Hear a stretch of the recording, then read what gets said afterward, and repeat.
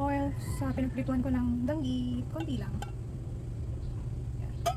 Gusto ko maraming garlic.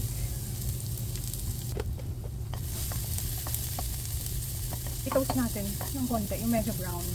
Ito yung masarap na fried rice. Ganito magluto yung lolo ko. Yung medyo brown-brown yung garlic. Tapos, yung garlic niya, hindi niya ginaganto minsan. Buo-buo. Basta pagkapisat niya, yun na yun. Yung hulog niya na. Anis ko lang yung lolo ko. Birthday niya sa June 20. Advance happy birthday pa. I miss you. Ilang years na rin siyang wala. Ayan, medyo brown na. Parang konting mantika. Lagdagan natin konti. Konti lang. Ayoko kasi na mamantika. Tapos, lagyan na yan natin ng asin. Ayan, lagyan na yan. Para magkalasa na yung bawang. Pag natunaw na yung asin, ng konti, lagyan na tayo ng kanin. Yung kasya lang sa akin. Kasi, ako lang naman. I think okay na to. Lagyan natin konti. Kunti pa. Kasi baka maalat.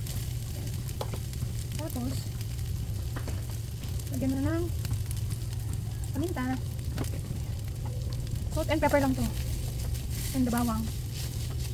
Pag di ko maubos, ay di share to. Ay! I forgot! May alat na to kasi dahil sa oil na nilagay ko. Anyway, yun natin. Ito yung masarap! Maraming garlic! Kita nyo ba yan?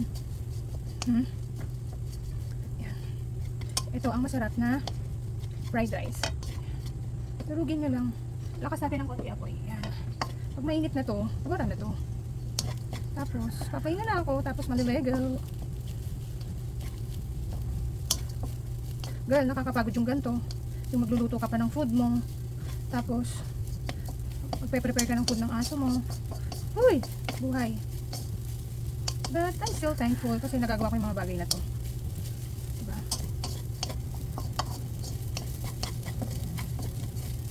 Yan! Kita nyo ba yan? Diba? Ito yung masarap na fried rice. Yung simple lang. Pwede na to. Pag mainit na to, okay na to. Ganun lang siya kasimple. Tikman natin. Yan. Diba?